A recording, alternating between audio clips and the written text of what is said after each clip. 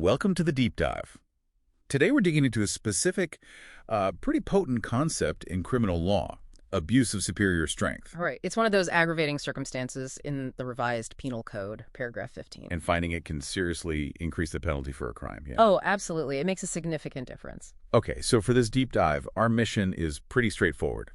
We want to quickly get a handle on the legal standard, what establishes this circumstance, and probably more importantly for you listening, figure out when it doesn't apply. Yeah, those exceptions are critical because the law isn't really punishing strength itself. It's punishing the use of it. Exactly. The exploitation, the standard, it's been around a while. Think cases like cabilling.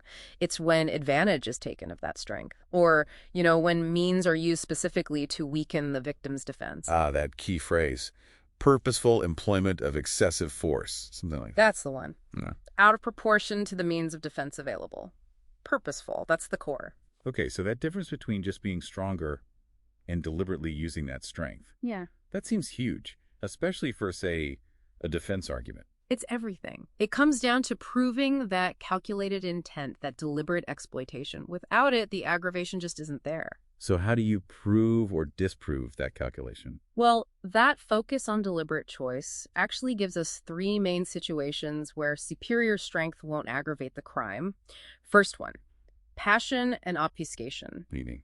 Basically, heat of the moment stuff. Extreme anger, emotional disturbance. The idea is that spontaneity cancels out the calculation needed to, deliberately use an advantage. Right, like a sudden flare-up. No time to strategize using your size. What about unexpected fights? That's number two, the unexpected quarrel situation. If it's a spontaneous fight, maybe man-to-man combat that just breaks out, the person couldn't really have planned beforehand to use their strength as an advantage. It's seen more as mutual combat than regardless of size differences. Okay, spontaneous passion, unexpected fight. What's the third? You mentioned multiple attackers earlier. Yeah, the third one is what we call the alternating attack principle.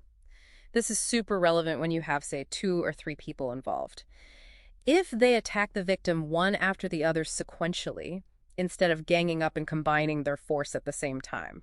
So they aren't working together to overwhelm. Precisely. They aren't exploiting their collective strength in that moment. So superior strength wouldn't apply in that specific way. It's about collaborative, overwhelming force. That sequential versus collaborative thing. It's a fine but important line. Crucial. Okay, so those are the main ways it doesn't apply. Let's flip it now. When is it usually considered a clear case of abuse of superior strength? Right. The classic examples. Usually involves a really stark difference, doesn't it? Like a strong adult against someone obviously vulnerable. Exactly. Think an adult against a child or someone elderly or maybe someone really sick or infirm. The disparity is just obvious. Or like in that Navarra case, right? Armed police against someone unarmed, intoxicated. That's a huge tactical imbalance. A perfect example. It's the combination.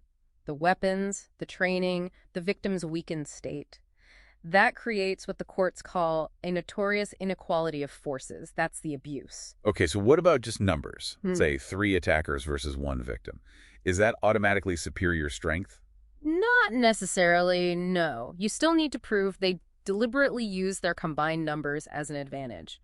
Just being more people isn't quite enough on its own. But, and this is a big but, if multiple attackers coordinate, especially if they're armed and the victim is defenseless, that coordinated attack is usually seen as abuse. They're pooling their power. Makes sense. And we should probably touch on the gender-based idea too. Right, the gender-based doctrine. It basically recognizes that an armed man attacking an unarmed, defenseless woman inherently involves taking advantage of physical superiority. It factors in both the gender dynamic and the weapon. Okay, so wrapping this part up for you listening. The key takeaway is superior strength as an aggravator is about calculated, deliberate, overwhelming force. You need proof of that choice, that exploitation. So, thinking strategically now, superior strength sounds powerful, especially for protecting vulnerable victims. But often, in court, it gets kind of overshadowed, right, by treachery. That's right. It often gets absorbed by treachery or alevosía when both are present. Treachery is about deliberately ensuring the victim can't defend themselves when the crime happens. If the superior strength was just the means to carry out that pre-planned treachery, the law often sees it as part of the treachery itself. So here's something for you to think about. Why does the law seem to prioritize treachery, that element of surprise, of calculated execution, over the raw fact of physical disparity? Why absorb one into the other? Something to mull over.